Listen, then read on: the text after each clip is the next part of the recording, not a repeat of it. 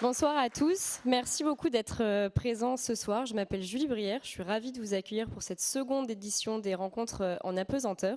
Alors vous l'aurez vu, dans la vidéo d'introduction, l'Agence spatiale européenne est engagée dans diverses missions dédiées à l'exploration et à l'utilisation pacifique de l'espace. Alors dans la première édition de ces rencontres en apesanteur, on avait évoqué le sujet des vols habités. Et aujourd'hui, on va évoquer un sujet tout aussi passionnant, qui est le sujet de la défense planétaire et particulièrement de la menace liée aux trajectoires d'impact des astéroïdes. Alors c'est un sujet qui est un petit peu impressionnant, c'est un sujet dont les dinosaures ne se sont pas assez préoccupés à l'époque, c'est un sujet qui pour nous aujourd'hui a beaucoup nourri la science-fiction. On pense notamment à des films comme Armageddon, Deep Impact, plus récemment Don't Look Up. Mais alors aujourd'hui, j'ai avec moi 3 experts qui vont vous montrer qu'en fait la science, elle a totalement dépassé la fiction. En fait, aujourd'hui, les astéroïdes, c'est un sujet dont on s'occupe, mais dont on ne se préoccupe pas. Et c'est une nuance qui est très importante, notamment pour nous permettre d'aborder cette conférence avec beaucoup de sérénité. Alors, sans plus tarder, je vais vous demander d'accueillir mes experts, qui sont Patrick Michel, tout d'abord, directeur de recherche au CNRS à l'Observatoire de la Côte d'Azur et investigateur principal de la mission HERA.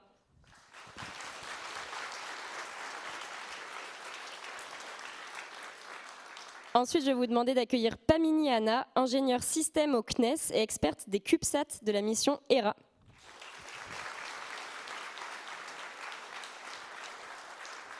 Et enfin, Yann Carnelli, chef de projet de la mission HERA à l'Agence spatiale européenne. Alors merci à tous les 3 d'être avec nous ce soir pour discuter de défense planétaire. On l'a dit, c'est un sujet un peu impressionnant. On a presque l'impression que ça relève directement des Avengers. Yann, en quelques mots, est-ce que tu peux nous expliquer ce que c'est que la défense planétaire ? Ton micro, il est sur ta chaise.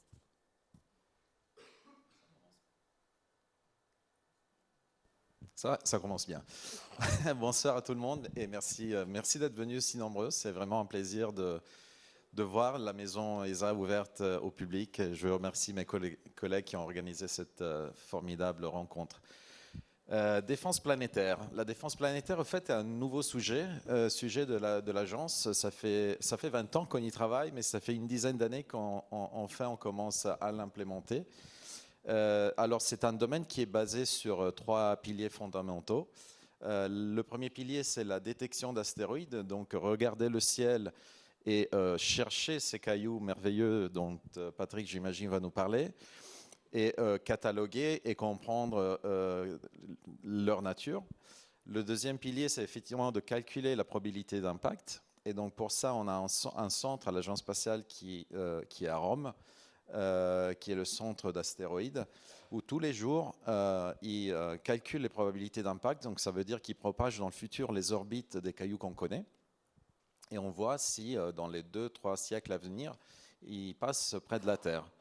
Et le troisième pilier, c'est effectivement le pilier de la déviation, donc de la protection physique de la planète, c'est-à-dire de tester les technologies qui nous servent un jour potentiellement pour dévier un astéroïde s'il est en route de collision avec la Terre.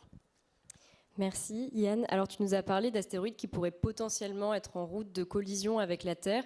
Je voudrais qu'on s'arrête un petit peu sur ce sujet.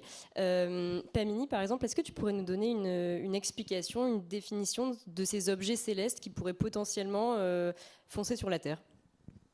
Alors oui, justement, on parle de géocroiseurs. Donc comme leur nom l'indique, c'est des astéroïdes qui vont croiser la trajectoire de la Terre. Il y en a quelques dizaines de milliers. On les connaît, plus ils sont gros en fait, et mieux on va les connaître. On va les observer parce qu'ils vont envoyer la lumière et donc on va pouvoir les détecter depuis la Terre. Et donc ces géocroiseurs, d'où est-ce qu'ils viennent en fait ? Ils vont venir de ce qu'on appelle la ceinture d'astéroïdes. Donc c'est la ceinture d'astéroïdes qui est entre Mars et Jupiter, qui en fait correspond en fait à une ancienne planète qui s'est jamais formée et qui est un agrégat en fait de roches, donc de différents astéroïdes. Et donc ces astéroïdes sont là, sont stables, tournent autour du Soleil. Mais c'est sous l'effet de collision et de l'effet aussi de force gravitationnelle, notamment de l'influence de Jupiter, qu'ils vont être déviés, enfin qui vont sortir de cette ceinture et qui vont venir avoir une trajectoire beaucoup plus allongée, beaucoup plus elliptique. Et c'est comme ça qu'ils vont en fait croiser la trajectoire de la Terre. C'est pour ça qu'on parle de géocroiseurs. Alors tous ne vont pas venir sur la Terre, mais en termes de géométrie, ça va venir croiser notre orbite. Merci Pamini. Alors tu as évoqué le fait qu'il y avait différentes tailles d'objets géocroiseurs. Alors là, je voudrais me tourner vers Patrick. Je crois qu'il y a un ordre de grandeur des impacts de ces objets géocroiseurs. Est-ce que tu peux nous en dire un petit peu plus là-dessus ? Oui, bonsoir. Donc, alors, avant de parler de taille, il faut parler quand même de leur diversité, puisque dans la ceinture des astéroïdes, on a des tas de corps. Alors, bien sûr, c'est entre Mars et Jupiter. Vous avez déjà vu la guerre des étoiles où Han Solo traverse une ceinture d'astéroïdes. En réalité, dans cette ceinture, ils sont petits dans un espace très grand. Donc, si j'étais Han Solo dans mon Faucon Millennium, je croiserais la ceinture sans en voir aucun, et c'est heureux parce qu'on en voit voir des sondes Jupiter et il ne faudrait pas jouer à zigzag avec les astéroïdes. Mais ce que nous ont révélé les missions spatiales passées déjà, c'est qu'on est passé du stade dans les années 90 où les astéroïdes étaient des petits points lumineux qui ne font que réfléchir à la lumière du Soleil, au stade où on a des images qui nous révèlent une incroyable diversité. On a des corps qui vont de 950 km de diamètre pour le plus gros dans la ceinture qui s'appelle Cérès, à des objets de quelques mètres de diamètre. On a des formes qui vont de sphères à des cacahuètes, à des patatoïdes, à des toupies. C'est absolument incroyable. Et on a aussi sur un seul objet une incroyable diversité de structures géologiques. On voit des avalanches, des cratères, des fractures. Donc ces objets en fait ont une histoire, et cette histoire nous raconte en fait une partie de l'histoire du système solaire. Alors pour les géocroiseurs, c'est une sous-population de la ceinture des astéroïdes, comme l'a dit Pamini, ils viennent de celle-ci. Le plus gros fait une quarantaine de kilomètres de diamètre, puis on descend très vite en taille. On a à peu près 1000 corps plus gros que 1 kilomètre de diamètre qui croisent la trajectoire de la Terre, une vingtaine de milliers de corps plus grands que 140 mètres de diamètre. Et en fait, concernant les impacts, ce n'est pas la Terre qui nous renseigne, c'est la Lune. Parce que quand vous regardez la Lune, vous voyez, on voit des trous de partout, et ce sont des cratères d'impact. Il faut savoir qu'avant les années des missions Apollo, les scientifiques étaient convaincus que ces cratères étaient des volcans, parce qu'ils sont tous circulaires et qu'ils se disaient, mais si c'était des impacts, ça arrive dans toutes les directions, donc quand un corps tape de façon pas verticale, ça doit faire un cratère allongé. Et c'est parce qu'on n'avait pas compris qu'en fait, un impact, c'est une explosion. Ils arrivent à une telle vitesse qu'ils explosent, et que donc, peu importe l'angle à laquelle ils arrivent, ça fait un cratère circulaire. Et quand les échantillons sont revenus des missions Apollo, on a pu constater que la Lune n'a pas de volcanisme depuis plusieurs millions d'années maintenant. Donc ces cratères sont bien des cratères d'impact. Et en les étudiant, on a pu donc constater qu'on a un taux d'impact qui est resté constant durant les 4 derniers milliards d'années. Donc du coup, c'est grâce à ça qu'on peut évaluer des fréquences d'impact, parce que ce qui vaut sur la Lune vaut pour la Terre. Alors comme il y a moins de gros corps que de petits, les gros tapent moins fréquemment. Donc un objet de 1 km de diamètre, qui est le seuil de catastrophe à l'échelle du globe, c'est à peu près tous les 500 000 ans.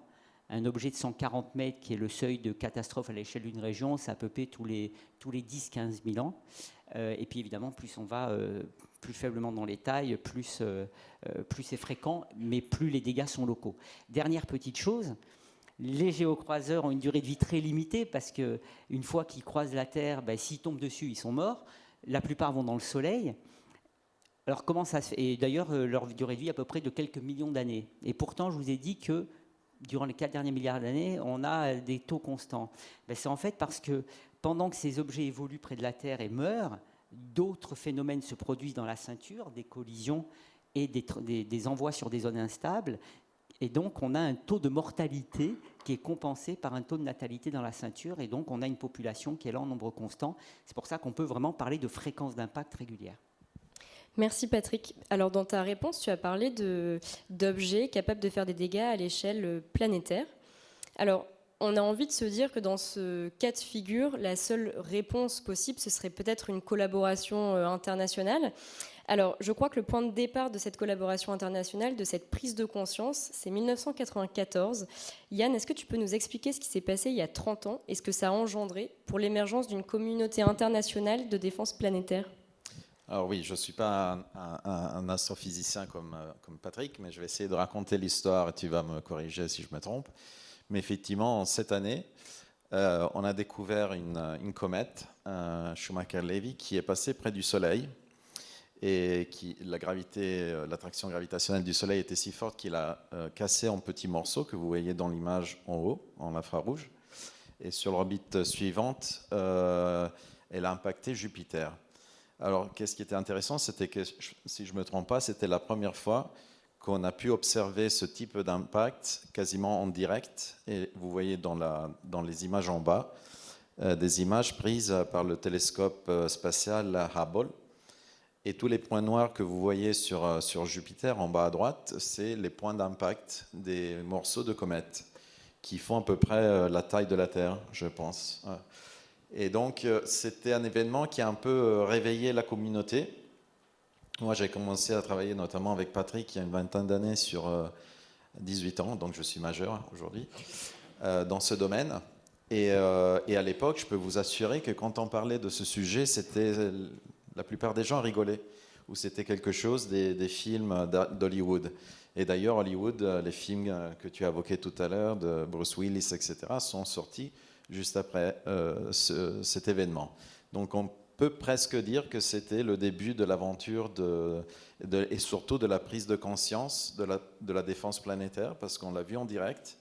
Et on s'est dit, si cet impact fait la taille de la Terre, peut-être le prochain pourrait arriver vers nous et il faudrait faire quelque chose. Donc, comme Agence spatiale européenne, en 2003, suite aussi à des questions publiques, de journalistes, de gens comme vous, comme nous, tout le monde, on s'est dit, qu'est-ce qu'on peut faire pour protéger notre belle planète de possibles impacts d'astéroïdes. Et donc, c'est là qu'on a commencé les travaux de recherche sur ce sujet. Et on s'est organisé ensemble, les pays se sont organisés ensemble pour développer un travail collaboratif à ce sujet ? C'est venu juste après. Disons qu'au début, c'était encore... D'ailleurs, c'est un sujet sur lequel l'Europe a pris la main. Au fait, on était les premiers au monde à travailler sur ce sujet avec des centres de recherche, des universités, des entreprises. Et on se posait la question, qu'est-ce qu'on peut faire ? Et donc, on a commencé, je pense qu'on en parlera tout à l'heure, à imaginer des techniques de déviation, une plus folle que l'autre. Ça a pris effectivement 18 ans pour arriver à notre belle sonde qu'on voit derrière cette salle. Et dans ces années-là, donc 2, 3, 4 ans après, effectivement, les premières conférences de défense planétaire ont eu lieu et la communauté a commencé à se former. Moi, la première, j'étais à Washington en 2005, mais je pense qu'il y en avait une avant. Donc 2003-2005, c'est les premières conférences où l'ESA, donc l'Agence spatiale européenne, la NASA, les Japonais de la JAXA se sont retrouvés pour partager un peu leurs travaux. En fait, suite à l'impact de la comète Shoemaker-Levy, le Conseil de l'Europe a fait une résolution en 1996. Donc c'était vraiment la première résolution qui disait qu'il fallait s'en occuper. Alors c'était que dire, c'était déjà ça. Et c'est en 1998 que le Congrès américain a demandé à la NASA de faire l'inventaire de tous les objets plus grands que 1 km de diamètre potentiellement dangereux. Alors ils avaient demandé de le faire en 10 ans, ça a pris 20 ans. Mais donc ça a vraiment été le déclencheur, même si certains scientifiques déjà s'y intéressaient, en termes, je dirais, plus politiques, le déclencheur, ça a vraiment été que pour la première fois, avant on avait des cratères qui datent d'on ne sait combien de temps à observer, pour la première fois on voyait une collision. Donc effectivement ça a été générateur. Merci beaucoup. Alors là, je voudrais qu'on reste un petit peu dans le sujet de la collaboration internationale, mais d'une manière un petit peu différente. Dans le film satirique Don't Look Up, que pour certains vous avez sûrement vu, il y a une scène assez effroyable où 2 scientifiques tentent de communiquer au monde entier la menace d'un extincteur d'espèces, mais ils se heurtent en fait à l'indifférence et à la dérision des médias et des politiques. La communauté de défense planétaire là, que vous avez évoquée, est-ce qu'elle s'est organisée aujourd'hui pour communiquer une telle nouvelle au grand public ? Oui. Alors d'abord, c'est pas si satirique. Je crois qu'il n'est pas tout à fait d'accord, Yann, si ? C'est pas si satirique que ça. Hein. Parce que ce genre de situation, on la vit en tant que scientifique. Alors les journalistes scientifiques, évidemment, sont très intéressés, mais les médias, je dirais, traditionnels publics, donnent très peu de temps pour qu'on passe une information. Et donc, c'est un vrai challenge. Et je dirais même plus avec les politiques, parce que selon les pays, cette thématique-là n'est pas du tout considérée. Aux États-Unis, elle est considérée au niveau de la Maison-Blanche. C'est la Maison-Blanche qui émet les rapports. Mais je connais certains pays en Europe où cette thématique n'est pas du tout considérée comme les politiques. Donc, en fait, moi, je me suis un peu identifié quand j'ai vu ce film. Sauf que j'espère que je parle un peu mieux que DiCaprio à la télé, même si je n'ai pas son physique, on ne peut pas tout avoir. Mais ce n'est pas aussi anodin. Alors, on s'est quand même organisé. Au niveau scientifique, oui, parce que franchement, Yann, toi qui travailles avec nous, les scientifiques, on a une atmosphère géniale de travail. Non, tout à fait. Effectivement, au niveau scientifique, la communauté s'est créée. Ouais. Et c'est une très belle communauté. Mais comme Patrick le disait, au niveau politique, et on en parlera après pour la Sondera, on a, je ne sais pas si on peut dire ça en français, mais on a ramé pendant 20 ans. On peut le dire. À l'envers.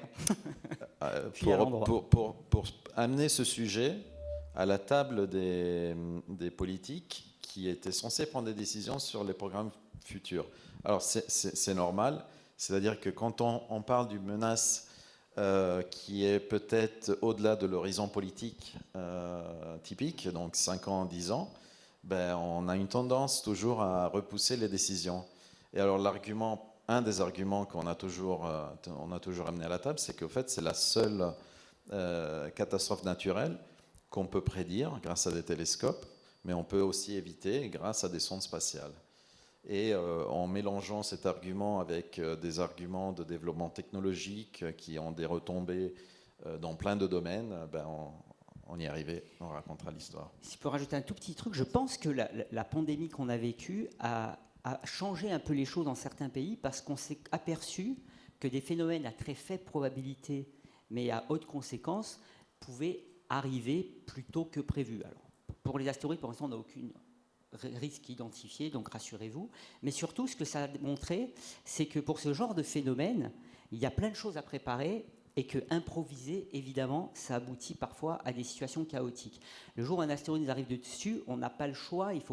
Si on improvise, je ne pense pas que ça marchera bien. Donc l'idée, en fait, c'est de se préparer en offrant aux futures générations un plan robuste de telle sorte qu'elle n'est pas improvisée et que même nous-mêmes, si ça arrivait plus tôt que prévu, on n'est pas improvisé. Et pour ça, c'est très important de faire tous ces volets de détection, savoir identifier la menace, avoir une méthode pour s'en prémunir, sans avoir à débattre pendant des heures, et avoir une coordination internationale, comme on le fait à l'ONU, avec les groupes de travail qui ont été mis en place pour organiser une réponse coordonnée. Parce qu'une fois qu'un scientifique détecte qu'un objet va tomber dessus, il faut savoir qui décide.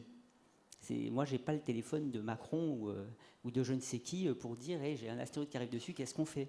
Et d'ailleurs, on a eu cette situation-là un jour, ça serait une autre histoire. Mais donc, du coup, c'est pour ça que la bonne nouvelle, c'est que nous, on a pris conscience de ça il y a une vingtaine d'années. Et donc, on fait toutes ces étapes qui sont importantes à faire pour être prêt, pour avoir un plan à offrir au futur. Et effectivement, aujourd'hui, au sein des Nations Unies, effectivement, on a des groupes de travail disons, de détection. Donc, le groupe qui est en charge de la détection de rapporter les résultats de la détection d'astéroïdes, donc les chasseurs d'astéroïdes, entre guillemets, ou les observateurs, et le groupe de travail qui est en charge de coordonner éventuellement une réponse de défense, donc une mission spatiale pour dévier un astéroïde.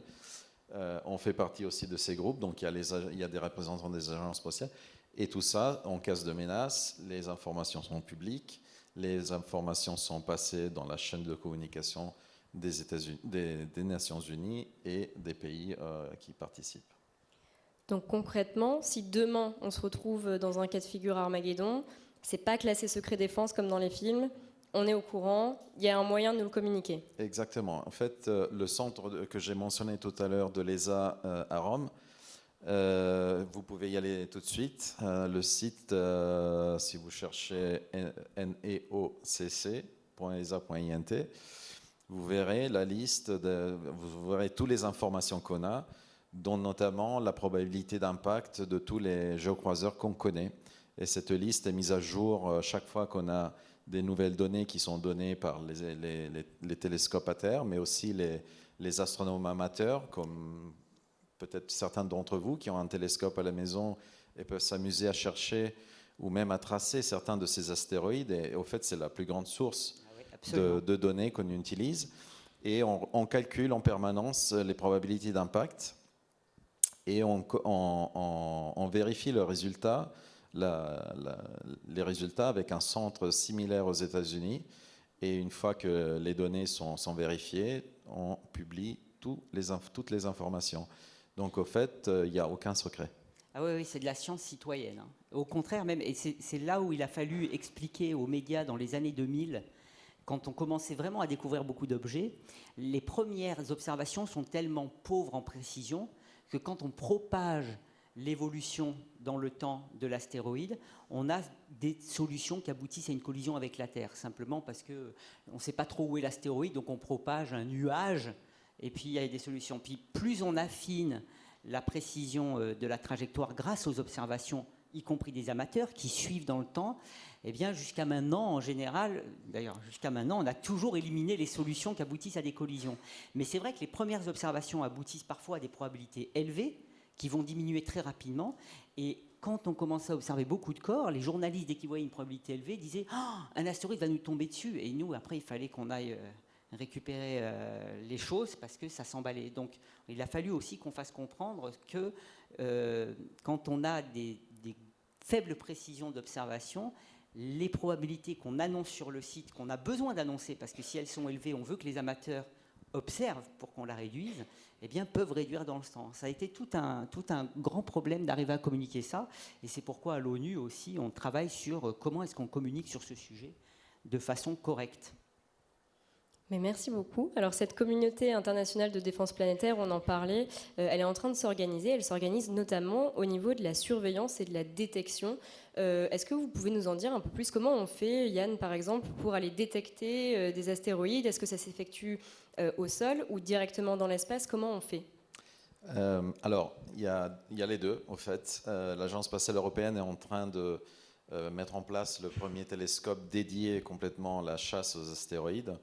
Alors, la façon dont, tu me corrigeras, Patrick, dont on découvre, mais on suit des astéroïdes, c'est simplement de regarder le ciel et on voit des points lumineux, comme des petites étoiles, qui bougent par rapport aux étoiles fixes.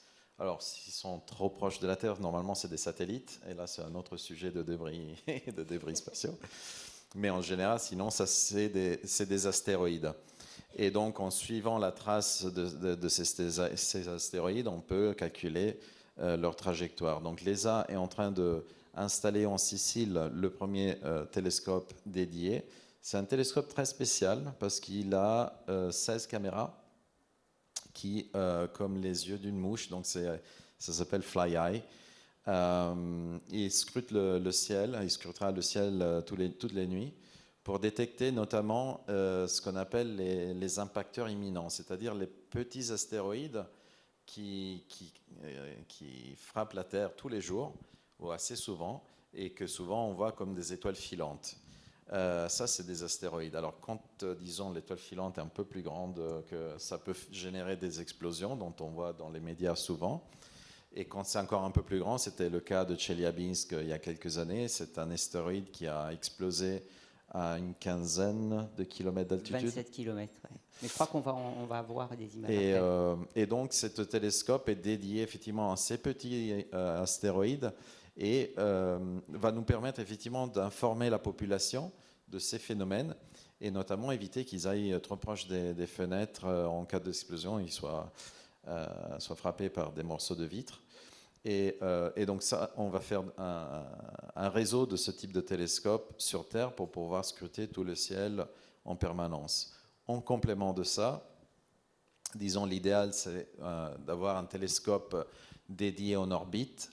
Ce type d'instrument est développé en ce moment par les États-Unis, donc on travaille ensemble encore une fois et de façon complémentaire. Donc ils sont en train de construire une sonde, un télescope spatial dédié qui sera dans une orbite aussi spéciale entre la Terre et Vénus pour voir, disons, pour détecter les astéroïdes à partir d'une orbite plus proche du Soleil, donc entre guillemets, disons, d'avoir le Soleil dans le dos et pouvoir voir le plus possible les astéroïdes. Il faut savoir que les astéroïdes, en fait, ils n'émettent pas de lumière. Ils réfléchissent la lumière du Soleil.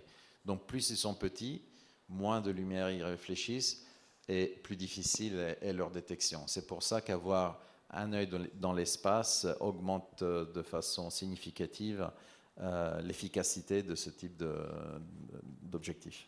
Oui, d'ailleurs, certains ne réfléchissent que 4% de la lumière du Soleil. On est allé voir 2 astéroïdes qui étaient mais plus noirs que noirs. 4%, l'asphalte sur les autoroutes, je crois que c'est 7%. Vous imaginez des corps qui sont aussi noirs.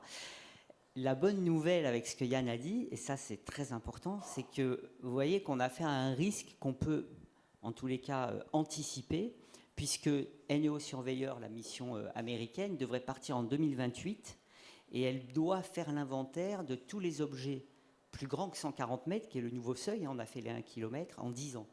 Donc ça veut dire que d'ici, allez, on va dire 2040 pour donner 2 ans de marge, on devrait avoir une connaissance vraiment très bonne de la menace à court terme, probablement nulle, mais en tous les cas, pouvoir anticiper sur tous ces objets au seuil de taille au-delà duquel on commence à avoir des catastrophes qui commencent à être sérieuses au niveau d'une région, etc. Donc ça, c'est la bonne nouvelle. Et on a aussi tous les télescopes au sol qui continuent à observer dans le monde entier. Tous les observateurs se partagent les données, donc on a vraiment la complémentarité. Et ici, c'est Gaia qui a permis de révolutionner la position de nombreux astéroïdes, je crois 700 000, entre Mars et Jupiter. Donc l'Agence spatiale européenne a vraiment joué un rôle vraiment majeur dans l'exploration et la détection des petits corps. Mais justement, là, on parle quand même d'une surveillance assez poussée. Et les astéroïdes et les comètes qui évoluent dans le voisinage de la Terre, ils sont rassemblés dans une nouvelle modélisation, visualisation de la NASA, qui a été révélée en décembre 2021, si je ne me trompe pas, qui s'appelle Eyes on Asteroids. Et on a pris une capture d'écran vidéo pour vous la montrer. Pamini, c'est un outil que tu utilises au quotidien, que tu connais très bien. Est-ce que tu peux nous présenter un petit peu cet outil ? Alors, c'est un outil qui montre justement très bien des corps qu'on connaît. Là, vous voyez certains noms d'astéroïdes. Donc, on voit Didymos, on voit Bennu, Ryugu, Apophis, on en reparlera tout à l'heure. Et en fait, ce qu'on voit ici, c'est tous les objets qui sont connus. Donc, on parlait tout à l'heure de connaissance des astéroïdes. En fait, ça va être fonction de la taille. Là, on voit bien leur trajectoire. Certains vont croiser la trajectoire de la Terre. Ce qui est bien sur cette représentation-là, c'est de voir qu'en fait, on connaît leur trajectoire. Donc, ils sont connus, c'est une bonne chose. Et pour une certaine taille. Par contre, comme disait tout à l'heure donc Patrick, et pour rebondir sur ce que disait Yann, ceux qui sont en dessous de 140 mètres, qui vont, eux, créer des dégâts qui sont à l'échelle d'une région, à l'échelle d'un pays, sont un peu moins connus. On n'en connaît que 40% là aujourd'hui. Donc ça justifie complètement l'observation qui est faite au sol, avec des missions télescopes, avec des missions de satellites un peu plus précis comme FlyEye, dont parlait Yann à l'instant. Voilà. Ben merci Pamini. Alors, on a l'impression quand même qu'on est sur un outil assez précis. Et pourtant, il y a quand même un événement sur lequel je voudrais qu'on revienne. Tu en as parlé tout à l'heure, Yann, c'est Tcheliabinsk. Pour ceux qui ne connaissent pas cet événement, vous allez le voir sur la vidéo. En 2013, il y a un astéroïde qui a explosé dans l'atmosphère au-dessus de la région de l'Oural en Russie. On estime que quand même cet astéroïde, il a explosé avec une puissance de 20 à 30 fois celle d'Hiroshima. Donc, selon vous, comment on peut expliquer, là on a parlé quand même beaucoup de surveillance, de détection, si on fait une surveillance poussée comme ça, comment on peut expliquer qu'on se laisse surprendre par ce type d'événement ? Ils sont très petits, c'est 17 mètres de diamètre. En plus, celui-là est arrivé depuis la direction du Soleil, donc de toute façon, on ne pouvait pas le voir. Et l'anecdote, c'est qu'on était justement à l'ONU ce jour-là pour gérer le problème, et on ne l'avait pas vu venir. Et on s'est pris, on avait tous les téléphones qui sonnaient, les journalistes qui étaient paniqués. Alors nous aussi, on ne comprenait rien, parce qu'en plus, ce jour-là, il y avait un autre astéroïde, je crois que ça s'appelait 1950 DA, dont on avait dit un gros astéroïde passe près de la Terre le 15 février 2013. Et quelques heures avant, boum, une explosion dans l'atmosphère. Donc là, le lien, oh là là, c'est un fragment du gros. Le gros va suivre, comme dans les films. Donc là, on a commencé à regarder. Heureusement, ils arrivaient de direction opposée. Mais aller expliquer ça au chaos journalistique où tout le monde était paniqué, ça a été un peu compliqué. Bon, en tout cas, cet astéroïde-là, il a explosé, ça a fait 1000 blessés, parce que comme l'a dit Yann, surtout n'allez pas aux fenêtres, si vous voyez, si vous ne soyez pas curieux comme moi, n'allez pas voir si vous voyez une lumière dans le ciel, parce que c'est ça qui s'est passé, les gens ont vu une lumière, ils sont allés, quand ça a explosé, ils se sont pris les débris de verre, donc les blessés viennent de ça. Donc la moralité, c'est celle-là. Et là, ce qui était très révélateur dans cet objet-là, c'est que c'est là qu'on voit les différents pays, l'intérêt qu'ils ont. Si en France, les médias étaient super intéressés, j'ai passé le week-end suivant à devoir répondre aux journalistes là-dessus, c'était bien. Par contre, les politiques, personne n'en a parlé. En revanche, aux États-Unis, le directeur de la NASA a été demandé au Congrès américain pour s'expliquer pourquoi la NASA n'avait pas vu cet objet. Et alors là, lui, il a répondu écoutez, si vous m'aviez donné le budget que je vous réclame depuis des années, on l'aurait vu. Donc ça a été vraiment pris au sérieux, et c'est à cause de cet événement-là qu'ils ont créé ce bureau de défense, de coordination de défense planétaire aux États-Unis, à partir de là, parce que voilà, ils avaient raté quelque chose. Mais ça, c'est le genre de risque avec lequel il faut qu'on accepte de vivre, parce que des événements aussi locaux, Ça se produit à peu près tous les siècles, un objet qui explose avec cette quantité d'énergie. Et pourtant, c'est la première fois que ça paraissait au-dessus d'une zone habitée, parce que quand vous regardez la Terre, c'est 2/3 d'eau, beaucoup de désert et peu de zones habitées. Donc, c'était la première fois et on ne pourra jamais... c'est là où il faut qu'on pèse le rapport bénéfice-risque, comme on dit. C'est-à-dire que les budgets qu'il faudrait pour gérer ça ne sont pas raisonnables par rapport à la menace. En revanche, ce qu'on fait pour essayer de dévier des objets de 140 mètres, de les détecter, etc., là, ça reste raisonnable compte tenu du risque qu'ils posent. Donc en fait, c'est un risque qu'on accepte. En tout cas, pour l'instant, oui. Tu voulais rebondir? Non, je voulais juste me relier à ce que j'avais dit tout à l'heure. C'est après ça, au fait, qu'on a pu convaincre le pays à financer le Fly Eye Telescope. Et comme je disais, que vous voyez dans ces images, et qui sera justement capable d'informer les populations en cas de quelques jours ou quelques heures avant l'événement. Et on fait, en parallèle de ça, on fait tout un travail avec les organismes nationaux de protection civile, justement pour mettre en place des plans d'information de la population afin de ne pas reproduire ce qui s'est passé à Chelyabinsk, c'est-à-dire de dire, voilà, on sait que le jour X, il y aura une grosse explosion, vous pouvez aller dans un espace ouvert, loin des fenêtres pour l'observer, mais surtout, ne restez pas derrière une vitre. Et donc, on fait ces travaux, on fait des simulations avec ces organismes de protection civile et on commence effectivement à faire entrer ces phénomènes naturels dans les plans de protection nationaux. Et ça, c'est un grand changement qui a eu lieu dans les 10 dernières années. Bon, alors c'est un risque qu'on accepte et on essaye de développer la surveillance et la détection pour mieux dormir le soir. Ici, on parlait quand même de petits objets pour Tcheliabinsk. Moi, je voudrais qu'on se concentre sur les plus gros, parce que la défense planétaire, ça désigne notamment les méthodes de déviation pour prévenir des collisions avec la Terre. Pour cela, les scientifiques ils développent différentes techniques. Alors, j'en ai une liste ici, je vais vous l'énumérer. Et puis, je voudrais que vous puissiez la commenter en fonction des avantages, des inconvénients, du degré de fiction ou de faisabilité. Donc, n'hésitez pas. La première, c'est la technique du tracteur gravitationnel. Un tracteur, moi, les tracteurs que je connais ne vont pas dans l'espace. Pamini, est-ce que tu peux nous expliquer un peu ce que c'est? Alors là, c'est une image très, très science-fiction. L'idée, c'est... on parle de trajectoire, on parle pourquoi est-ce que les objets tournent les uns autour des autres. C'est la gravité des uns par rapport aux autres. Le principe du tracteur gravitationnel, c'est vraiment ça. On va aller envoyer dans l'espace, alors on ne sait pas trop comment, un truc qui est hyper lourd, donc très très lourd par rapport à la densité de l'astéroïde. Et du fait de la gravité, en fait, c'est cet objet-là qu'on voit de forme un peu particulière, probablement chargé de métaux très très lourds, qui va en fait exercer son attraction pour le déplacer en douceur. Ça se fait en combien de temps, ça? Alors ça va dépendre de la masse de chaque objet, je ne saurais pas te dire exactement. Après, il faut quand même dire que c'est un très beau projet sur le papier, très scientifique, on voit l'image, assez farfelu aussi, parce que quelque chose de lourd dans l'espace, il faut réussir à l'envoyer. Et aujourd'hui, ce qu'on envoie dans l'espace, c'est des sondes, et quand on envoie par exemple une station spatiale, on ne va pas l'envoyer d'un coup, on va envoyer des petits bouts. Donc voilà, il faudrait penser à assembler petit à petit l'attracteur gravitationnel, le faire partir, donc déjà le propulser. Donc voilà, c'est une belle idée sur le papier. Donc en note de faisabilité sur 10 1,5. Je suis peut-être un peu dur, vas-y Patrick. Ouais, alors il y a le scientifique et l'ingénieur. Moi je mettrais peut-être un peu plus. L'avantage c'est que c'est déterministe, c'est-à-dire que là on peut contrôler la déviation. Il suffit d'approcher la sonde où il faut et puis d'attirer. La loi de Newton elle est connue. C'est vrai que ça peut marcher que pour des petits objets ou alors il faut le faire très longtemps à l'avance. Mais je pense que si on apprend les opérations à proximité comme il faut, ça reste une méthode qui n'est pas irréalisable, je dirais.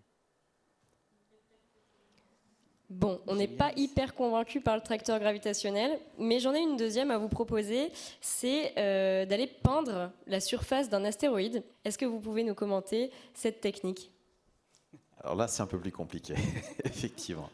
Mais il faut dire aussi, là on s'amuse un peu, mais quand moi j'ai commencé à travailler dans ce domaine, donc il y a 18 ans, c'était vraiment, il y avait des travaux, il y avait des universités, il y avait des chercheurs qui travaillaient sur tous ces concepts dont on parle ce soir.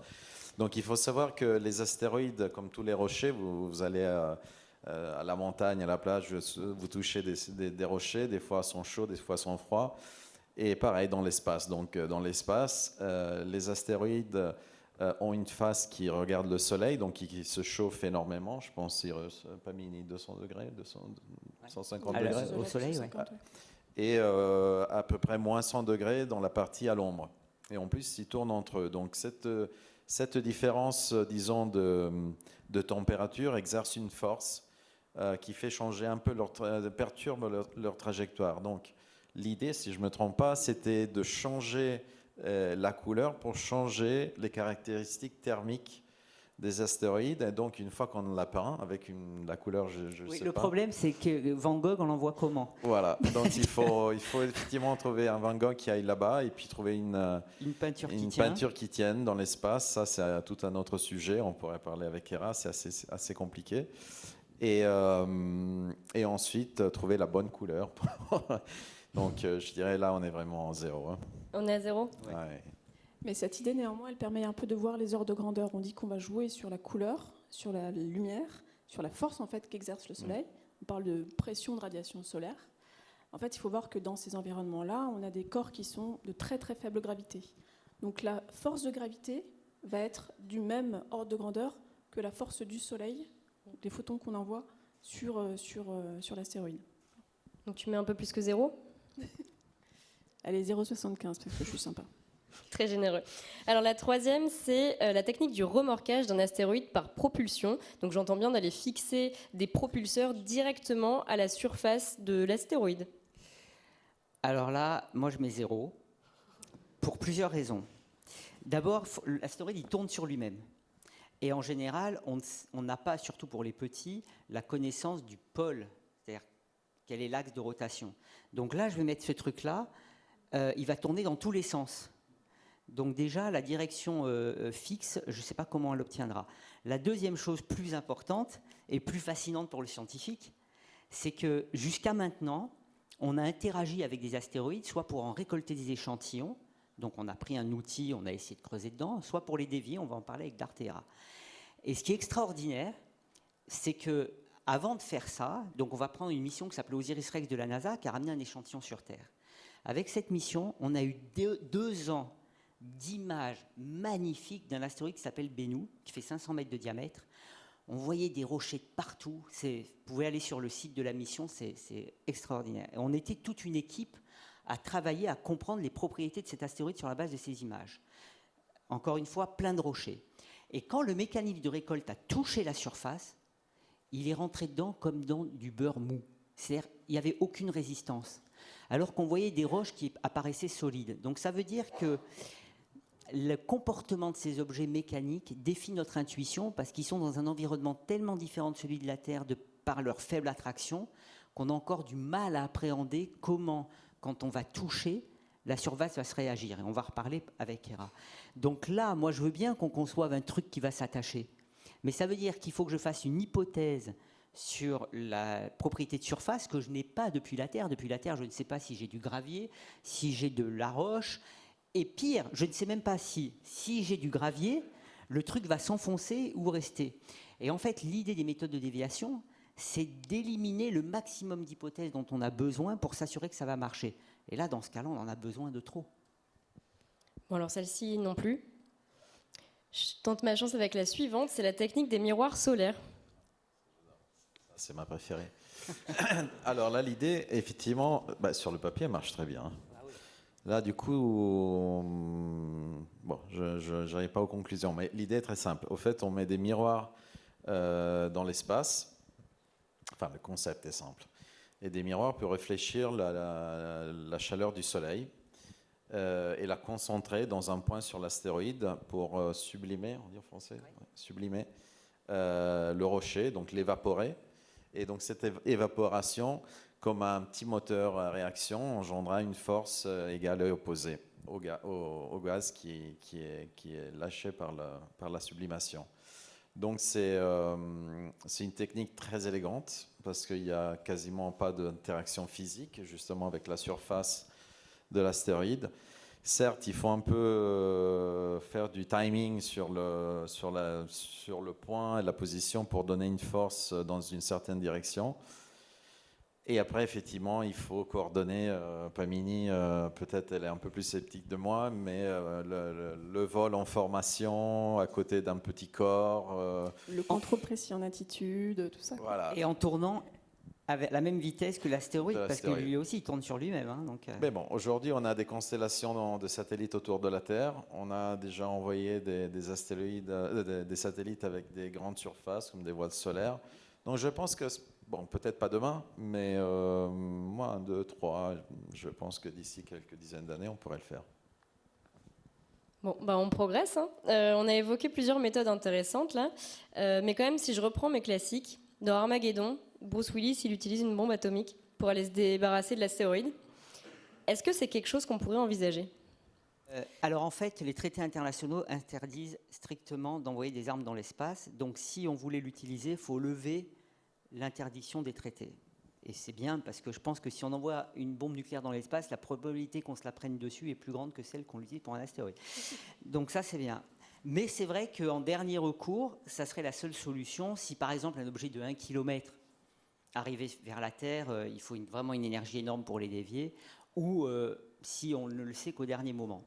Et c'est pourquoi on fait tout ça, c'est pour éviter d'en arriver là. Et là, l'idée, ça serait de faire exploser la bombe à proximité, et ce sont les neutrons et les rayons X émis par l'explosion qui font une ablation de surface avec une quantité phénoménale vu l'énergie, et qui peut ainsi dévier assez rapidement un petit et assez efficacement un gros.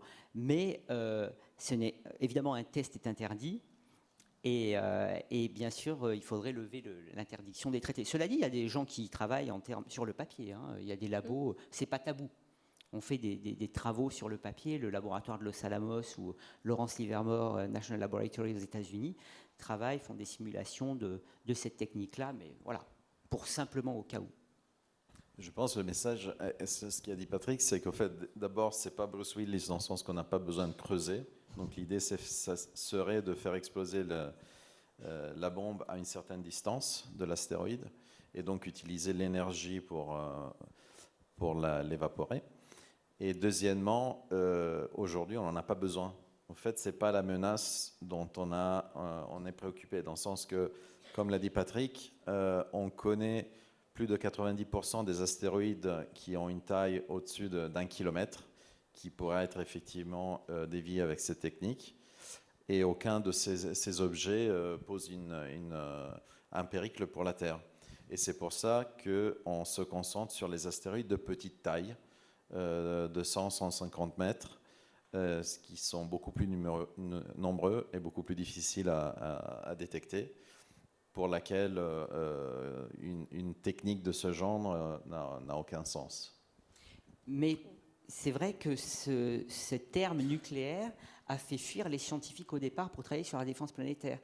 Et pour des bonnes raisons, parce qu'au départ, les premiers ateliers qui avaient lieu dans les années 90 aux États-Unis, il y a un atelier qui avait été fait par un collègue, Gene Shoemaker, qui devait devenir astronaute d'ailleurs et qui est mort dans un accident de voiture.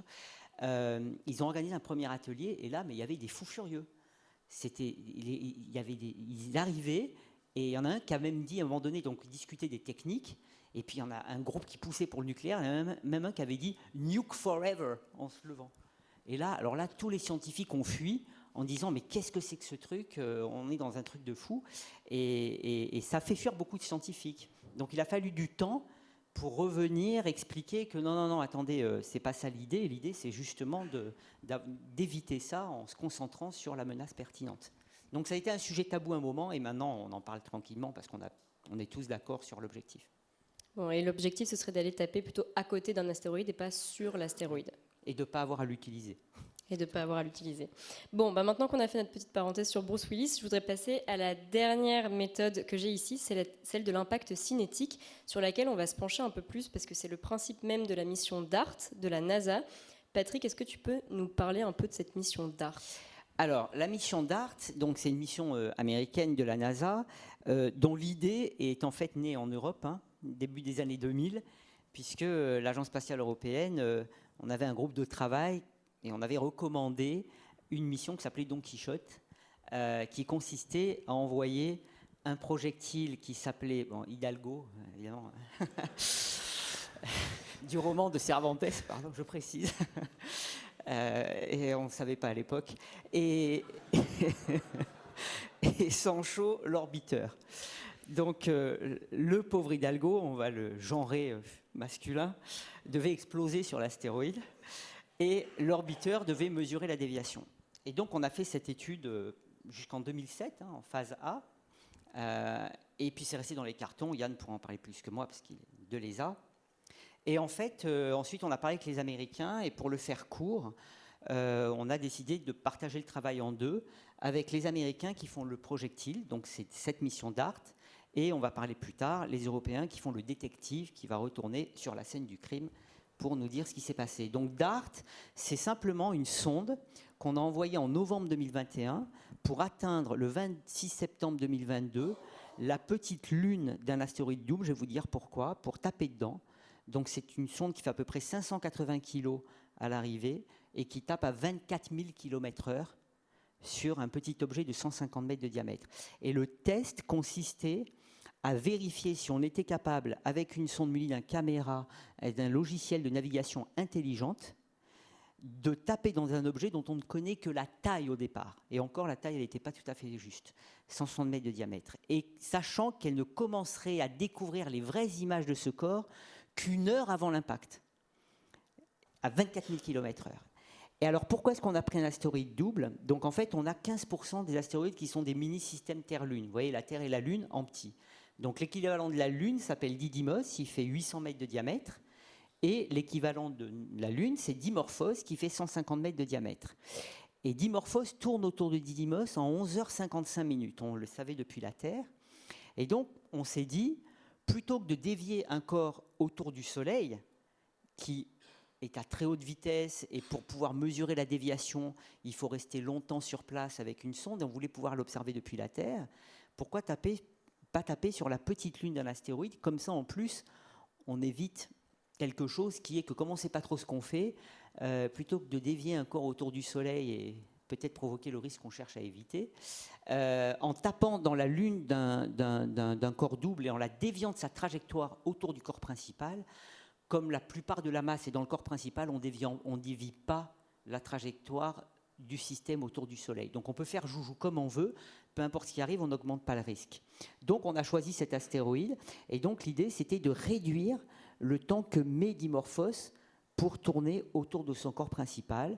De 11h55 minutes, on pouvait réduire au minimum de quelques minutes, et peut-être plus, et en fait on a réduit de 33 minutes.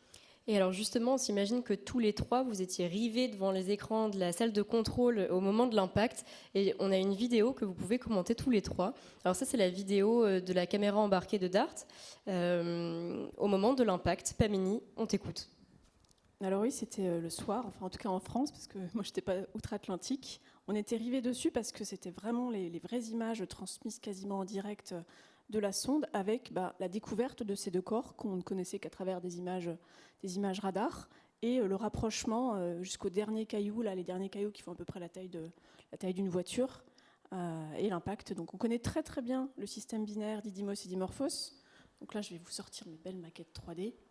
Merci Yann. Donc là ici on a Didymos, et là on a Dimorphos, donc le petit, donc la Lune qui est vraiment très très petite. Bon, alors aujourd'hui, avant ça avait une forme de Smarties. Aujourd'hui c'est plutôt une noix de cajou, parce que l'impact a été tellement efficace que on imagine que ça a plutôt pas mal déformé. Alors un truc quand même, c'est que Yann et moi on était là-bas, et pour nous c'est 20 ans de boulot qui se concrétisent. Donc je vois qu'il y a des jeunes dans la salle, je peux vous dire que c'est des moments, mais faites votre passion, parce que vous aurez des moments incroyables. Parce que là, on passait de la théorie, on ne savait pas à quoi il ressemblait, aux vraies images. Et il y a un documentaire, je vous en fais la pub, le 10 octobre, regardez France 5, il y a un documentaire où vous allez nous voir tous les deux en train de sauter comme des fous dans la salle d'opération, parce que le documentaire m'avait demandé de filmer ce qui se passait, et quand on découvre ça, alors tu verras, on saute et on crie comme des bébés. Parce que c'était des images, et on les recevait en temps réel, et le public aussi, puisque c'était retransmis en live. Et le bonheur, c'était de voir le nombre de jeunes, parce que c'est des équipes où on est très nombreux, hein, et il y a beaucoup de jeunes qui sont dans ces missions. À chaque nouvelle image, ils commentaient, mais regarde, parce que ça ne correspondait pas à ce qu'on pensait. Et c'est vraiment des moments géniaux, franchement. Effectivement, les scientifiques s'étaient plantés plutôt beaucoup parce que finalement, les résultats de cette expérience étaient assez différents de ce qu'on s'attendait. On ne l'a pas su tout de suite, mais tout de suite, je pense que c'était une demi-heure après l'impact, on a reçu les premières images de sol. Je ne sais pas si on les a ici. Il y a un nuage de débris. Alors, donc, il y avait, vous venez de voir les images à bord de la sonde DART, et il y a une centaine de télescopes à terre qui ont filmé l'impact depuis la Terre. Et on voit l'astéroïde comme un point lumineux, donc comme une étoile, et à un certain moment, on voit un nuage de débris qui est lâché. Il était tellement grand. On s'est cru qu'on avait plus levé. On était convaincus tous, là-bas aux États-Unis, qu'il n'y avait plus de lune. Et pendant 15 ans, Patrick m'a fait croire que oui, on allait le dévier de 5 minutes sur les 5 minutes sur les 11h55. Donc, ouais, un tout petit frappe, ça va être difficile.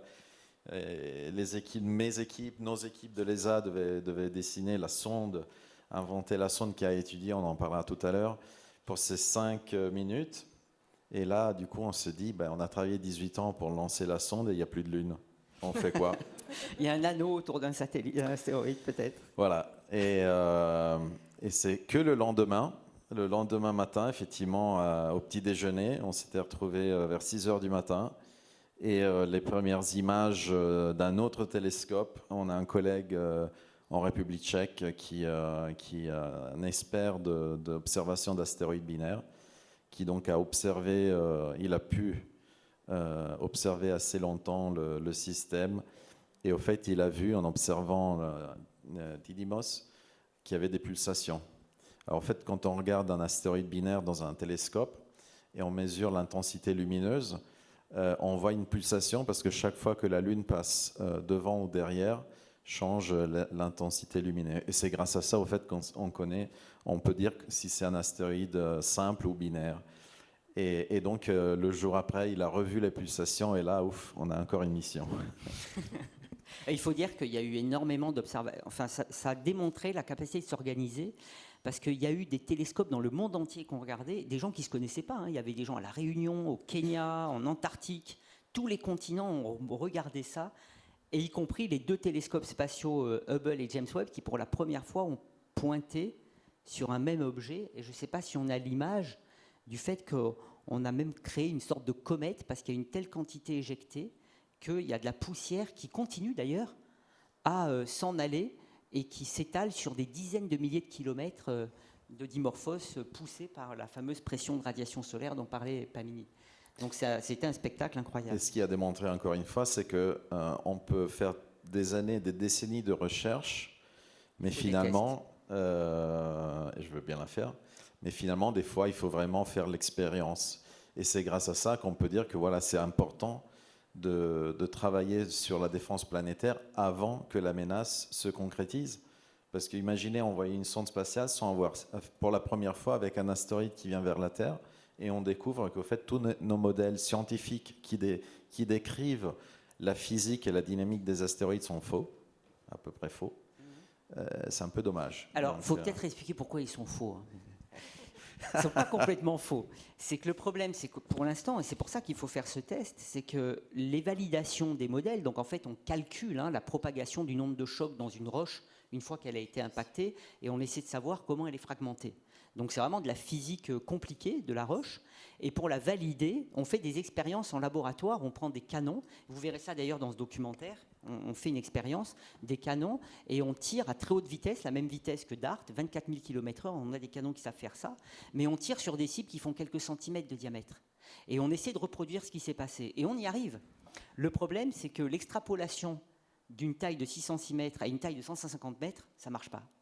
Les roches n'ont pas les mêmes propriétés, les conditions ne sont pas les mêmes, et donc les modèles validés à cette échelle, ce n'est pas parce qu'elles le sont à la petite échelle qu'elles le sont à la grande. Et c'est pourquoi, dans le cadre d'une défense planétaire, il nous faut un test à la bonne échelle pour s'assurer qu'ils ne sont pas seulement valides à la petite échelle.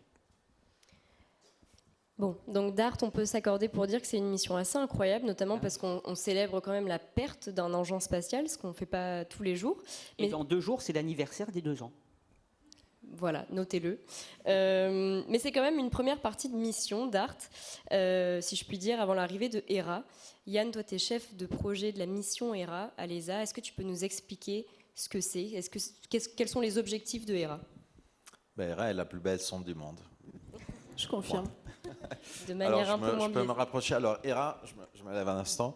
Hera est donc la sonde qu'après l'impact de DART, le détective qui doit aller sur place pour étudier et pour comprendre ce qui s'est passé. Je me rapproche du modèle, comme ça je vous la raconte un peu. Ici, on a un modèle à échelle 1 à 4. Donc, la vraie sonde fait à peu près 11 mètres d'envergure à l'air, disons, et elle fait une masse de 1 tonne 50. 89 pour la précision. Donc vous avez les panneaux solaires pour générer l'énergie électrique dont on a à bord. La sonde, elle voyagera, donc on la lance lundi 7 octobre, donc bientôt, très bientôt. Vous pouvez la suivre en ligne. Donc on va la lancer et elle va faire une orbite qui passe près de Mars, en mars de l'année prochaine, pour gagner de l'énergie. Et ensuite, on aura un long voyage de 2 ans pour rejoindre l'astéroïde Didymos à 400 millions de kilomètres de la Terre. Alors la sonde, pour communiquer avec la Terre à cette distance, a une antenne d'1 mètre de diamètre, mais aussi en cas de problème, des petites antennes qui sont, disons, ont besoin de moins de pointage. Je ne vais pas aller dans tous les détails, mais vous avez des moteurs pour contrôler l'attitude du satellite. Et vous avez surtout les instruments scientifiques qui sont ici. Pamini, je pense que vous parlera des 2 bébés de Hera. Hera a une sonde un peu spéciale parce que c'est la première fois que l'Agence spatiale européenne, mais c'est aussi la première fois qu'une agence au monde fait ça. On a 2 petites sondes, 2 microsondes à l'intérieur de Hera. C'est un peu comme des drones, on les appelle des CubeSats. On a 2 CubeSats, un s'appelle Juventas et le deuxième s'appelle Milani. Alors, ce n'est pas le football, même si je suis moitié italien, mais c'est parce que Milani est le professeur qui a inventé, et malheureusement est décédé, la mission Don Quichotte, dont toute cette histoire a commencé il y a 18 ans. Et donc, en son honneur, on l'appelait Milani. Et donc, comme on a ces 2 CubeSats, Mini vous racontera ces instruments. On a un laser altimètre pour mesurer la distance et aider la navigation du satellite, un peu comme les radars de vos voitures, vous garez la voiture. On a une série de caméras pour mesurer la chaleur, donc thermique, pour comprendre la forme et enfin découvrir quelle est la forme de Dimorphos après l'impact de DART, et donc comprendre s'il y a un cratère ou s'il a été complètement détruit et recomposé ensuite de l'impact. Et on a une caméra aussi multispectrale, ça veut dire qu'on va regarder Hera dans beaucoup de couleurs pour comprendre la composition minéralogique. Voilà, ça c'est à peu près en grande ligne. Donc c'est un projet assez record parce qu'on l'a construite en 4 ans, sachant que normalement les missions spatiales, on met entre 8 et 12 ans pour les construire. Et ça a été fait en temps record parce qu'on a seulement une fenêtre de tir de 16 secondes le 7 octobre pour lancer la sonde, donc pas de pression. Mais ça se répète tous les jours jusqu'au 27, heureusement.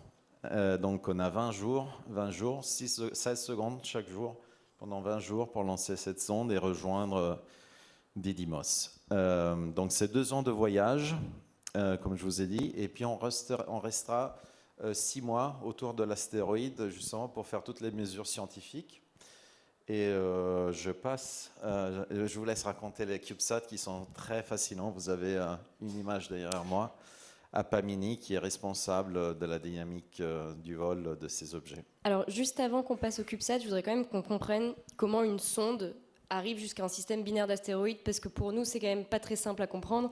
Donc, on a une petite vidéo qui va vous permettre de comprendre comment Hera va arriver auprès de Didymos et Dimorphos, si tu veux la commenter. Oui, alors là, c'est une animation, évidemment. On a le lanceur qui donne le gros de l'énergie au satellite. Au fait, Hera est très petite en taille, fait à peu près 1,2 mètre de dimension de côté du cube. Mais ce sera la sonde lancée avec la plus haute énergie qu'on n'a jamais envoyée dans l'espace, parce qu'on doit rejoindre Didymos qui est très loin. Donc on quittera la Terre à déjà 5,6 km par seconde. Et là, effectivement, on déploiera les panneaux solaires, on allumera les moteurs pour viser Mars. Mars, pourquoi? Parce qu'au fait, elle est exactement à la bonne position pour nous donner un peu d'énergie gratuitement, un peu comme une fronde. Et donc, ça nous permet au fait d'amener moins de rigole à bord. Et donc ensuite, 2 ans après, on arrivera à l'astéroïde. Là, vous voyez les 2 astéroïdes binaires. La chose qui est incroyable, c'est qu'au fait, les astéroïdes ont un champ gravitationnel, donc une attraction extrêmement faible, tellement faible qui est moins forte qu'une feuille de papier dans la main. Donc quand on vole en proximité d'un corps aussi petit, pour les pilotes, nos pilotes, qui sont en fait des collègues de l'Agence spatiale européenne en Allemagne, qui vont piloter la sonde, ils ont vraiment du mal à rester à côté. Ils ont plutôt une tendance à s'échapper dans l'espace profond. Donc on va passer 2 mois à comprendre comment piloter la sonde en proximité de Didymos. Et ensuite, on commencera les opérations scientifiques, dont le déploiement des CubeSats. Mais encore une fois, avant de comprendre, d'en savoir plus sur les CubeSats, je voudrais qu'on comprenne la trajectoire pour aller jusqu'à Dimorphos. Pamini, toi, tu es experte des trajectoires. Éclaire-nous un petit peu. Après, promis, Yann, on parle des CubeSats. Vous serez incollable sur justement ce qu'on appelle la croisière. Donc là, on a 7 secondes pour pouvoir lancer Hera, la petite fenêtre de tir. Donc première manœuvre. Une manœuvre, qu'est-ce que c'est? Donc c'est l'activation des tuyères. Donc on va faire cette première manœuvre pour se mettre sur la bonne trajectoire. Et on va utiliser ce qu'a dit Yann tout à l'heure, l'attraction gravitationnelle de Mars qui va faire un espèce d'effet de fronde. Donc gratuitement, on va utiliser l'énergie et la gravité de Mars qui va nous accélérer et nous permettre de rejoindre, comme on voit là, la trajectoire de Didymos. Donc ça fera la deuxième manœuvre, donc deuxième activation des tuyères depuis le sol, pour après rejoindre donc la trajectoire de Didymos au plus près. Et une dernière manœuvre, on parle de manœuvre de rendez-vous, où on suit la trajectoire, et le rendez-vous, ça va être justement de se mettre autour, donc se mettre à peu près une trentaine de kilomètres du système binaire, où on va pendant 2 mois, 6 semaines, observer déjà la forme, quelles sont les formes, estimer un peu la gravité, parce que pour pouvoir prédire les trajectoires, il faut avoir des modèles de gravité. Voir comment se réagisse la sonde autour de cet environnement-là, voir s'il reste des choses de l'impact, on n'espère pas, des cailloux qui flottent ou autres. On croise les doigts pour que ce soit simple, parce que sinon ça va être assez rock, les opérations. Et voilà, donc ça c'est 2 ans de croisière pour arriver jusqu'à proximité du système binaire. Une fois sur place, on observe, on est à 30 km, et c'est là que... on déploie les CubeSats. Voilà. Eh ben, on te laisse continuer sur les CubeSats. Allez. Donc là, Hera, vaisseau mère, et les 2 satellites sœurs, Milani et Juventas. Donc Milani, donc on parle de CubeSat parce qu'en fait c'est un ensemble de cubes, donc c'est 6 cubes, c'est assez normé. En fait c'est petit, ça a taille de boîte à chaussures, boîte de bottes on va dire, très très dense, 12 kilos. Donc Milani, c'est un des 2 qui va embarquer une caméra dans différentes longueurs d'onde, un petit peu comme l'hyperspec qu'on a sur le vaisseau mère, et qui a aussi donc un deuxième instrument qui est assez fun, on va dire. C'est un détecteur de poussière thermique qui en fait va fonctionner en collectant de la poussière, va chauffer, en déterminer la masse, et donc il va y avoir plusieurs comme ça mesures à proximité du système binaire. Donc Milani, que j'ai ici là, lui il va observer sous toutes les coutures les deux astéroïdes. Donc il va faire des trajectoires, et donc ça on va le piloter, justement c'est là que le CNES est content de participer aux opérations. On va le piloter depuis Toulouse, donc on va lui faire ses manœuvres un peu en essuie-glace comme ça, donc en trajectoire hyperbolique, toujours dans un environnement de faible gravité qu'on ne connaît pas très bien, donc avec des risques de dispersion, d'enveloppe d'incertitude, pour aller faire des images à différentes longueurs d'onde, pour caractériser donc justement les caractéristiques géologiques de la surface et sous plusieurs latitudes en fait. Voilà. Donc ça c'est pour le premier. Et pour le deuxième, donc Juventas qu'on voit là, donc avec ces deux beaux bras de radar. En fait, c'est un radar basse fréquence, donc qui a été conçu et qui est suivi par l'université de Grenoble, donc qui s'appelle Jura. Ce radar-là, en fait, donc on va déployer, on le verra après sur la vidéo, donc ces deux bras d'antenne. Et c'est une charge utile, enfin c'est un instrument qui est très très intéressant sur la mission Hera dans sa totalité parce qu'il va permettre en fait, grâce aux mesures radar, il va sonder l'intérieur de l'astéroïde. Donc ce qu'on veut connaître en fait en termes de propriétés des astéroïdes, c'est les propriétés de surface, mais aussi l'intérieur. D'autant plus qu'il y a eu un cratère, un impact. Donc est-ce qu'on va se retrouver sur deux monolithes? Est-ce qu'on va avoir quelque chose qui est très poreux à l'intérieur? Quelle est l'évolution, enfin la gravité autour de l'impact de DART? Donc ça, c'est grâce à ce radar qu'on va pouvoir le faire. Donc ça, c'est un des deux instruments qui est embarqué. Et le deuxième, c'est un gravimètre, donc qui est fait par nos collègues de l'Observatoire royal de Belgique, qui, lui, du coup, va servir à déterminer plus finement le champ de gravité. Et comment est-ce qu'il va marcher? Alors, on va essayer de faire poser Juventas avec ses deux grands bras en fin de vie, là, au bout des 3 à 6 mois. On va essayer de le faire se poser sur notre petit astéroïde de 150 mètres en douceur, parce que comme je vous disais tout à l'heure, on est sur des dynamiques qui sont très très faibles. Donc le risque, ça va être de ne pas aller trop vite pour ne pas rebondir. On n'est pas sur de l'impact à 6 km par seconde comme pour DART. Donc on va essayer de le poser délicatement pour que justement le gravimètre puisse effectuer ces mesures de champ de gravité à la surface. Il faut préciser, c'est la première fois qu'on sonde l'intérieur d'un astéroïde. Donc c'est vraiment extraordinaire, on ne l'a jamais fait.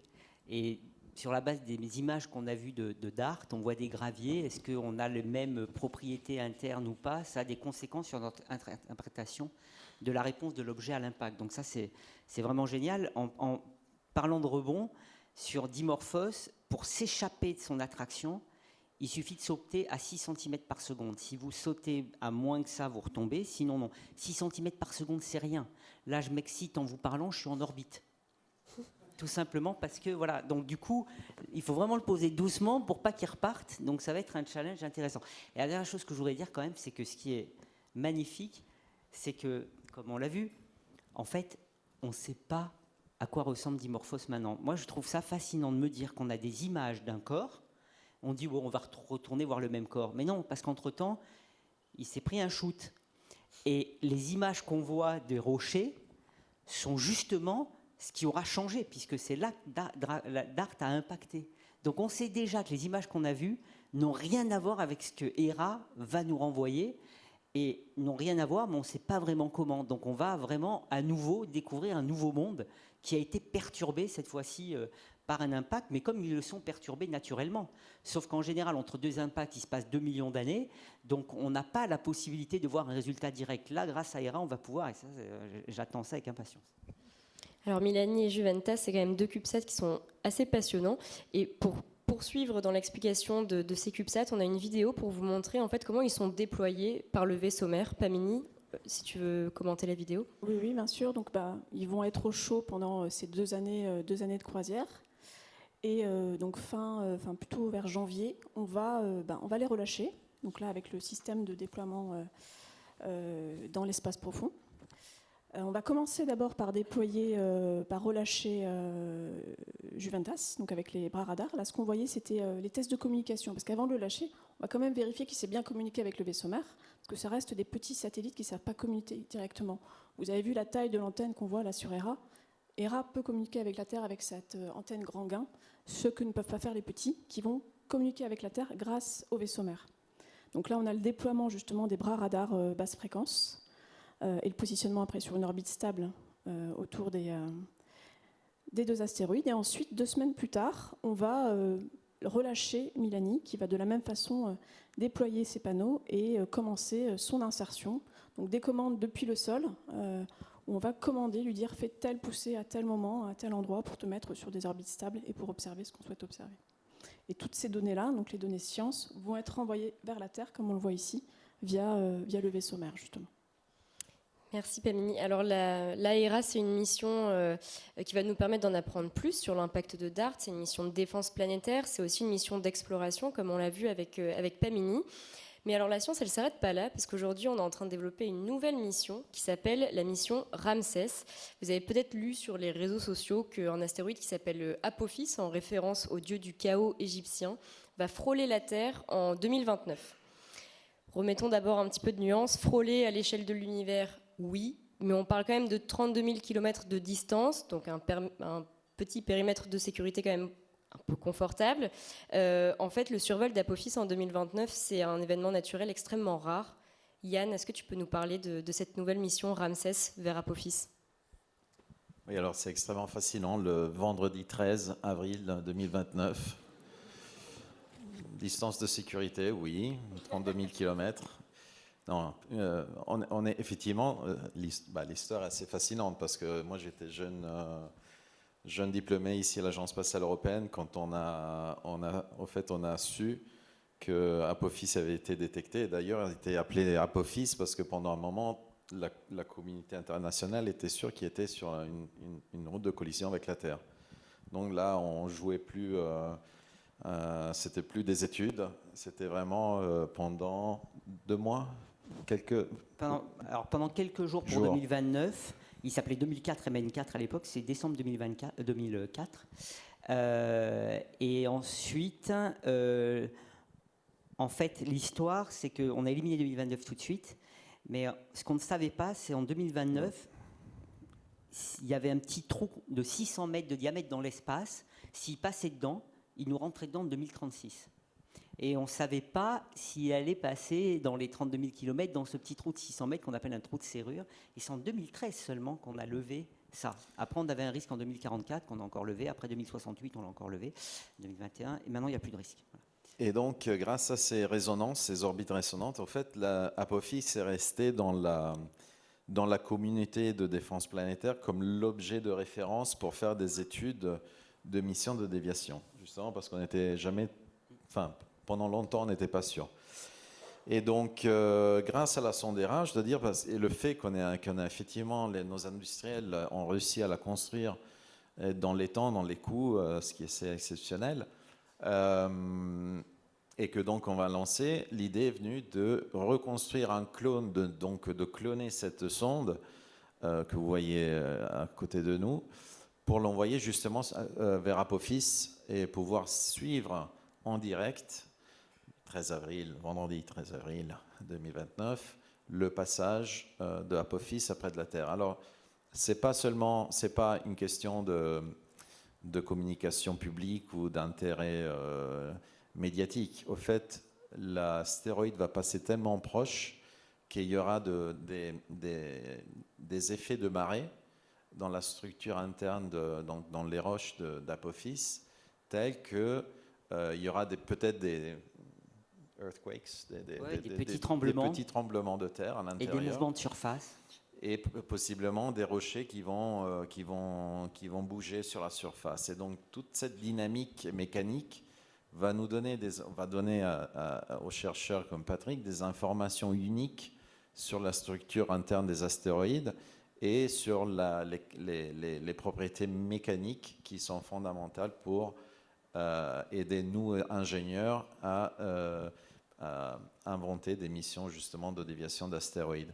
Donc on a cette opportunité unique où on a une sonde qu'on peut reconstruire à très faible coût parce qu'on a déjà tout le projet. Donc elle me semble un peu différente, mais finalement elle n'est pas si différente que ça.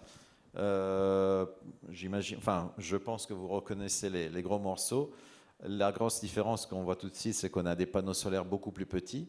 Et la raison est que Apophis, au fait, orbite très proche de la Terre, donc on n'a plus besoin d'aller au-delà de l'orbite de Mars.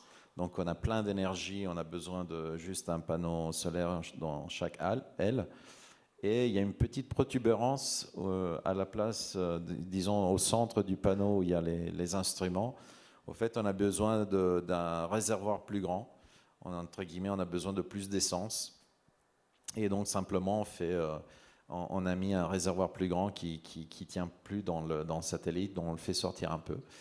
Et grâce à ça, au fait, tout le reste est inchangé. Et donc, en fait, juste aujourd'hui, on était en pleine évaluation du contrat industriel qu'on pense signer, on vise signature le mois prochain. Donc le mois prochain, on commencera effectivement à construire cette sonde qui va être lancée en février 2028. En avril 2028 pour arriver en février 2029. Donc ça sera une mission très très courte qui va rejoindre Apophis 2 mois avant le passage près de la Terre et va suivre l'astéroïde avec les 2 CubeSats. Donc Pamini, prépare-toi.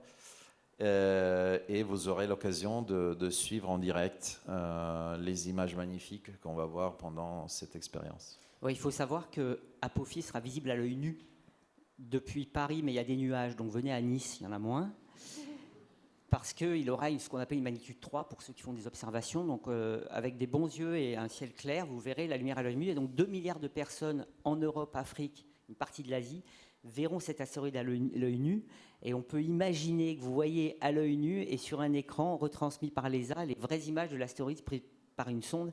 C'est un truc qui reste dans la mémoire collective. C'est absolument, et ça se produit qu'une fois tous les 7000 ans. C'est pourquoi aussi on a déposé une proposition à l'ONU qui devrait être votée en décembre pour faire de 2029 l'année mondiale des astéroïdes et de la défense planétaire, pour sensibiliser le public, profiter de cet événement extraordinaire, surtout leur dire avant le passage qu'il n'y a aucun risque qui tape la Terre, parce que ça va traîner jusque-là, et puis surtout pouvoir offrir au monde entier de quoi s'émerveiller. Alors là, on a une sorte de duplicata de Hera qui va aller voir Apophis qui passe très proche de la Terre. Avant la conférence, Patrick, tu m'as dit de te poser toutes les questions problématiques. J'en ai une. Oui. Tout à l'heure, on a parlé d'impact cinétique avec DART, c'est-à-dire qu'on va aller envoyer une sonde qui va taper un astéroïde pour essayer d'en dévier sa trajectoire. Ici, on parle avec Ramsès d'une mission d'exploration. Mais on sait que toute mission comporte des risques. Si pour X raisons, on perd le contrôle de Ramsès et que Ramsès va s'écraser à la surface d'Apophis, est-ce que par un concours de circonstances regrettables, on pourrait modifier la trajectoire d'Apophis de telle sorte qu'elle se retrouve sur une trajectoire de collision avec la Terre? Ça serait ballot quand même. Hein. En plus, un vendredi 13... Je demande parce que c'est un vendredi 13. Oui.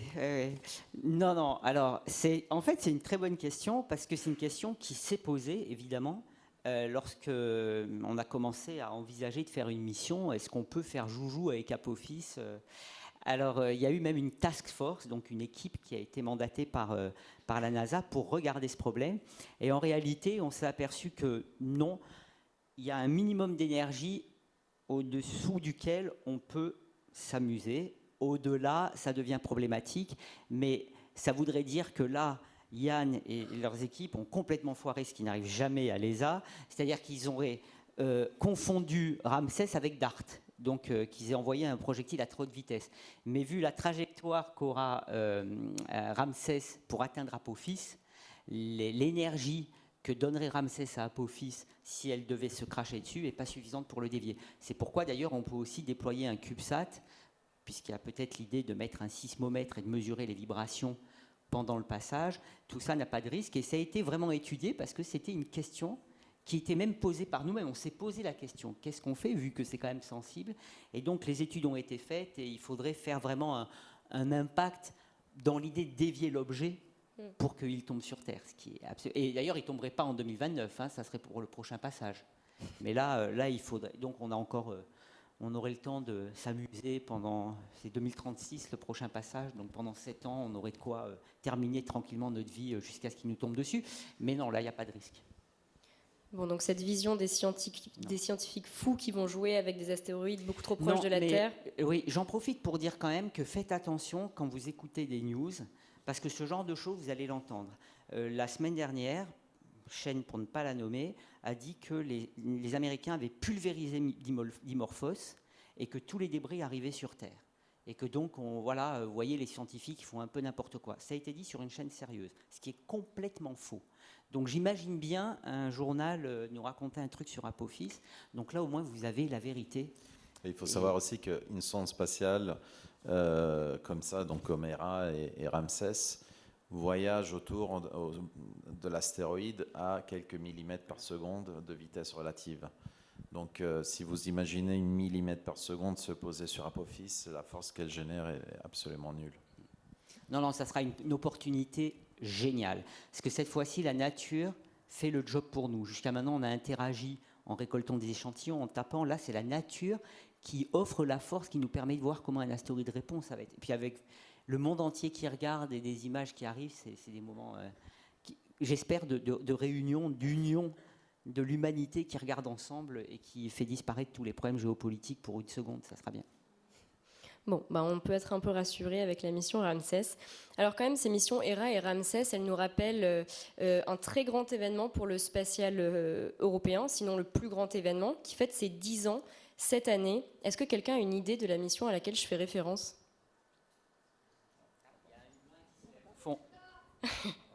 Oui, c'est Rosetta, en effet. Il y a des concepts de mission qui sont assez similaires. Pamini, est-ce que tu veux, pour le mot de la fin, nous présenter un petit peu ces similitudes entre Hera, Ramsès et Rosetta ? Vous aurez peut-être remarqué que, déjà, on a vu les 7 différences presque entre Ramsès et Hera, donc avec le concept d'un vaisseau mère et de satellites filles qui vont être là à côté pour observer l'objet de plus près. Mais quelque part, en fait, Rosetta, c'était déjà ça, cette belle collaboration européenne d'un vaisseau mère qui allait autour de la comète et qui a envoyé un petit atterrisseur Philae qui a pu avoir donc pendant plusieurs jours, plusieurs mois même, de superbes images du vaisseau mère et puis du coup la découverte in situ. C'est vraiment ça qu'on veut faire. On va aller toucher l'objet, voir comment il répond, voilà comment est-ce que ça rebondit. Ça renseigne justement sur ses propriétés de surface et sa caractéristique. Sur ces caractéristiques, donc là on a effectivement 3 missions qui sont assez similaires dans le concept. Belle collaboration européenne et fun fact, le premier avait un radar français, la deuxième era radar français. Et Ramsès aussi, peut-être radar français aussi. Cocorico. Je voudrais rajouter une chose, parce que je vois qu'il y a des jeunes dans la salle. Ces projets, c'est des dizaines d'années. Et donc, la moralité, c'est que si vous voulez réussir quelque chose dans votre vie, les likes sur Instagram qui prennent 1 seconde, ce n'est pas la réussite. Les beaux projets, là où vous vous excitez, c'est quand vous acceptez le temps long, vous vous battez, vous êtes persévérant, vous acceptez les échecs en cours de route, vous vous entourez de gens extraordinaires pour travailler et vous arrivez à relever des défis incroyables et ça, c'est un bonheur extrême. Merci beaucoup. Alors, ces missions DART, Hera, Ramsès, Rosetta, elles ne sont pas seulement des prouesses techniques ou des succès scientifiques, elles incarnent quelque chose de plus profond. C'est notre capacité à travailler ensemble et à faire de la collaboration internationale une force motrice pour aller relever les défis scientifiques les plus complexes. Et la collaboration internationale, c'est l'essence même de l'Agence spatiale européenne. C'est grâce à la diversité des corps de métiers représentés au sein des agences spatiales, mais également au sein de l'industrie, qu'on parvient à repousser les limites de la recherche, les limites du possible et de l'exploration, comme le font quotidiennement Patrick, Yann et Pamini. Merci à tous les 3 d'avoir été avec nous ce soir. Merci Julie. Merci.